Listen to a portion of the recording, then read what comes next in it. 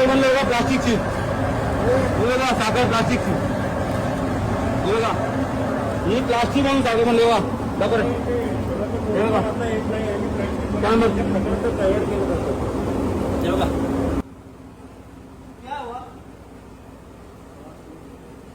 माझं नाव संदेश पाटील, माताडी कामगार सेना. आणि या कंपनीतल्या गावातल्या काही लोकांनी व्यवस्थित माझे कमिट आलेली आहे. या बाजूला या बाजूला बात आ रहा है बोल रहा है दोस्तों, आप बात आ रहे हैं, आप काम करो या बात आ रहा है. यहाँ पे गांव है, गांव में छोटे छोटे बच्चे हैं जिन्होंने अभी जन्म लिया है. सुनो मेरी बात सुनो, जिन्होंने अभी जन्म लिया है, छोटे छोटे बच्चे यहाँ पे गांव में, सब गांव में कितने लोग खाते रहे. ये केमिकल की वजह क्या है? अगर ये केमिकल की वजह से अगर कोई मर गया है तो उसकी जिम्मेदार कौन हो? आप हो सकते हो क्या? जास्त जवळ जाऊ नको. हे बघा या प्लास्टिक पासून काय बनले बघा साखर.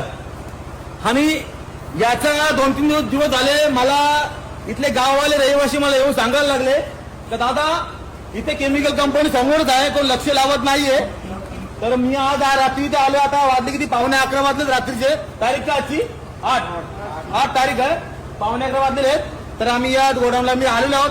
तर सगळ्यांनी वगैरे ते मास्क लावले होते.